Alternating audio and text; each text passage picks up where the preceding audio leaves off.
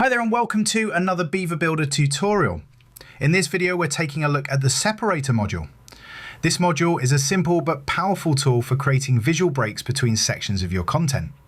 Whether you're adding space between rows or creating a clean division between two blocks of text, the Separator module gives you full control over line color, thickness and style. So let's take a closer look. First, make sure you're logged into your WordPress site and editing the page using Beaver Builder. Click the plus icon in the top right corner to open the content panel. Then scroll to the basic module group and drag the Separator module into your layout. As soon as you place it, the settings panel will open, starting with the General tab. And then let's look at the available options. First up is color. This lets you choose the line color for the separator. You can match it to your brand colors or create contrast depending on the section it's placed in. Next is height.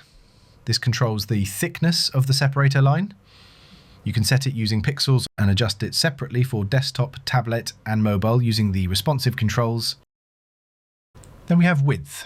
This determines how wide the separator is, whether it stretches across the full container or just part of the row. Like height, width can also be adjusted responsively for different screen sizes. Below that is the align setting. This controls how the separator is positioned within the row. Choose from left, center or right alignment. This is particularly helpful when you're using a separator that doesn't span the full width of the row. And finally, you'll see the style option. Here you can choose between 4 different line styles: solid, dashed, dotted, double. Each one can give your layout a different feel depending on your design. Now let's take a look at the Advanced tab. This section gives you full control over spacing, visibility, animation, and custom styling. First is margins. This allows you to control the spacing around the separator. You can set different values for the top, bottom, left, and right and make adjustments separately for each screen size. Next is visibility. This lets you choose which devices the separator appears on. Then you have animation. This lets you add entrance effects such as fade in, slide up, or zoom. Now let's talk about the HTML elements section. You can set a custom ID. This is useful for anchor links or targeting specific separators with JavaScript. CSS class is helpful for applying custom styling using your theme or style sheet.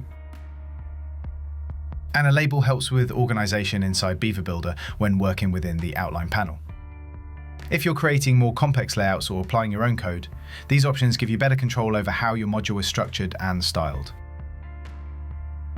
Below that you'll find Export/Import, where you can copy module settings and styles.